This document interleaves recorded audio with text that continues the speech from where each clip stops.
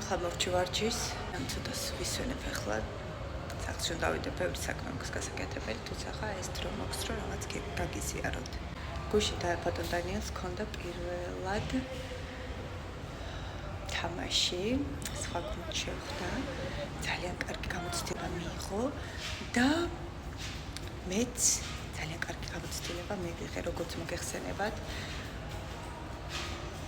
მე ახლა სულიერი სიმშვიდის აღმოჩენაში ვარ. ბოლომდე რომ მივახცევ სულიერ სიმშვიდეს, ბედნიერება სხვა არის. ბედნიერება ესე როგორ ვთქვა, მიდის და მოდის, მაგრამ სიმშვიდე სულ ჩვენთან არის და როდესაც მშვიდად ვართ, მაშინ გვესმის ზუსტად ჩვენი სულის ხმა. მოგეხსენებათ, სხეული ტკივილით გვესაუბრება, სულის ენა კი სიმშვიდის ენა გახლავთ. ზუსტად გუშინ აღმოვაჩინე ავღელდი, წააგეს ავღელდი და დანიელს ვეძახდი, რომ დანიელს სწრაფად ესე მშფოთვარე და გადავხედე სხვა გუნდის წარმომადგენელ მშობლებს, სიწყნარე, სიმშვიდე. აბა თუ მიხვდებით რომელმა გუნდმა მოიგო, ვახსენე და გავიმეორებ. რა თქმა უნდა, 7 მშობლების შვილებმა. უпростоრად იმ მომენტში 7-ად მყოფი მშობლების შვილებმა. სიმშვიდე ყოველთვის იგებს. როდესაც იბრძვი, აი ემოციებით ვებრძოდით, ხო? რომ მიდით, მეგონა რომ მხარს ვუჭერდი, ვამხნევედი, სინამდვილეში ვწირავდით გუნდს წაგებისთვის. როდესაც მრავალი ხმა გესმის და როდესაც პატარა ხარ და არ შეგიძლია მარტო ეს ხმაები ჩაახშო და საკუთარ თავს და ერთს ჩემ მწვრთნელს მოусმინო, იბნევი, იკარგები და შესაბამისად შედეგიც ანალოგიურია. მადლიერი ვარ ამ გამოცდილებისთვისაც. მიმახვედრა კიდევ უფრო მეტად რაზე მაქვს საკუთარ თავს ესამუშაო და მიმახვედრა კიდევ უფრო რამდენად აუცილებელია ნდობა. ანუ არ ვენდობოდი არც მწვრთნელს, არც შვილს და ვცდილობდი მე მეკონტროლებინა ის, რაც არ ვიცი. საერთოდ ფეხბურთის აზრზე არ ვარ. დანიელს მამა გახლავთ ფეხბურთელი და ის უხდის ფულს, მე არ ვიცი. საერთოდ მისი სურვილი იყო და დანიელის სურვილი იყო შეთანხმდნენ და იმიტომ დადის ბატონი დანიელი ფეხბურთზე. მე საერთოდ მე უბრალოდ მაყურებელი ვარ, რომელმაც გადაწყვიტა გუშინ გამხდარიყო მწვრთნელი. მე როგორც მოგახსენეთ, ფეხბურთში საერთოდ მე რო ერკვევი, თუმცა ხა თავაკვირდი ბავშვების თვისებებს, ქცევებს და ასე შემდეგ. და ნახეთ, რამდენი ხელა მნიშვნელობა აქვს ინდივიდუალურ მიდგომას.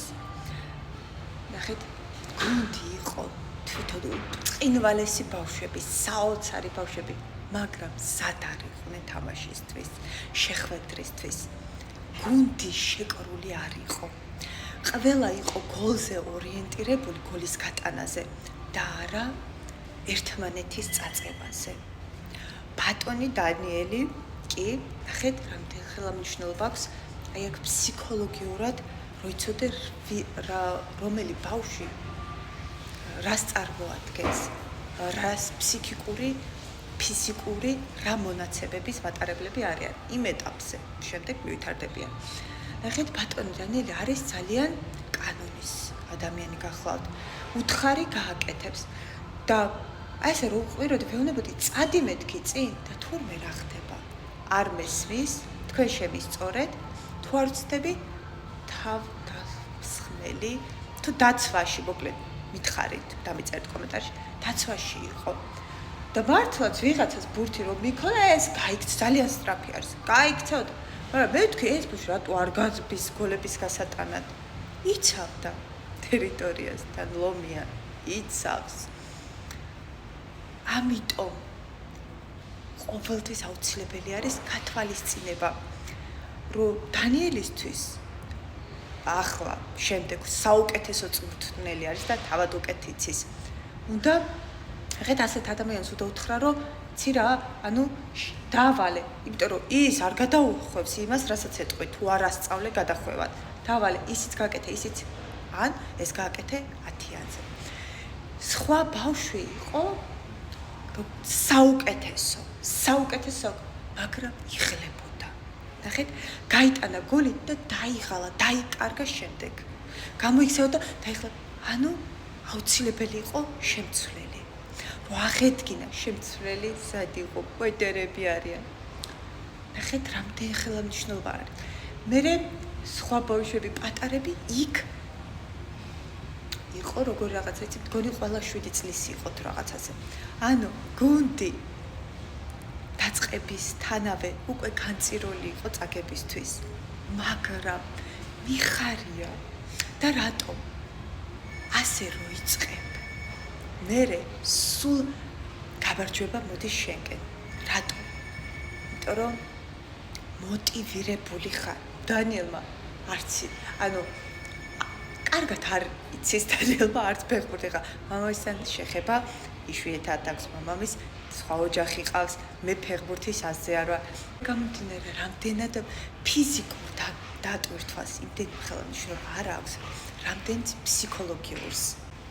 გესმით, აი ნახეთ, ის ბავშვი იღლებოდა, გაიტანა გოლი დაიკარგა, უნდა შევცვალო, ვუთხრა რომ ეგრევე არ დახარჯვა ენერგია, გადაანაწილე. კარებში ვინც იყო ბავშვი, არ იყო მის საუკეთესო ბავშვი, თუმცა არ იყო მისთვის მეკარეობა და მიდიოდა გოლები, არ იყო კონცენტრაცია არ ქონდა კარგი. წინაზე დიდებმა მოიგეს, იმიტომ რომ კარგი მსხარტი მეკარე იყო, კარგი კონცენტრაციის უნარი ქონდა. ამ ბავშვს არა, შესაბამისად გოლები გასდევდა. ნახეთ, ყოველთვის მნიშვნელოვანი არის ფსიქოლოგიურ მზაობას. ამიტომ საკუთარ რატო დავდივარ ვარჯიშობ? ფსიქოლოგიურად ზრდი ჩემ თავს. ჩემთვის მნიშვნელობა იმ ხელმძღვანელობა არ აქვს სხეულის სილამაზეს, რამდენადაც ფსიქოლოგიურად. აი, როდესაც სხეული ტკივილში ჯდება, გონებაც სწავლობს და ქაოტურ სიტუაციაში, აი ესე მე ბავშვები რო დაიბნენ ჩვენ მშობლების კიბელზე, ესე კი არ ვიბნევი, არამედ სტრუქტურას არ ვკავკავ. ჩემ სულში და გულში ჩავდივარ და მარტო ჩემ თავს უსმენ. ამაში 112-ით დამეხმარა, ადრე 112-ში მუშაობ. და წინაპირობაც მქონდა, რომ უფრო კარგად მესწავლა ეს ყველაფერი, თუმცა დემენცია მოახდენა, რა თქმა უნდა, გარდატეხა მადლიერი ვარ. და კიდე რა მასწავლა? კი არ იბრძოლო.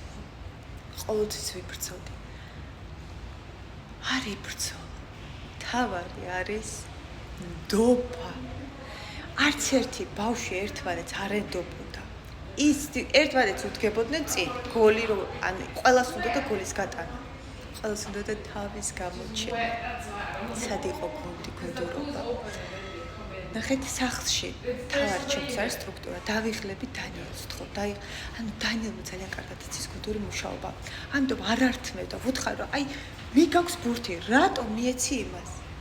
გუნდურად მუშაობდა. სახლში გუნდურობა. ნახეთ, რა მასწავლა. დედა დღეს დამეტაკა, აგრესიული იყო. და დამეტაკა იმიტომ, რომ ჩემშიც გაიხვიცა აგრესია.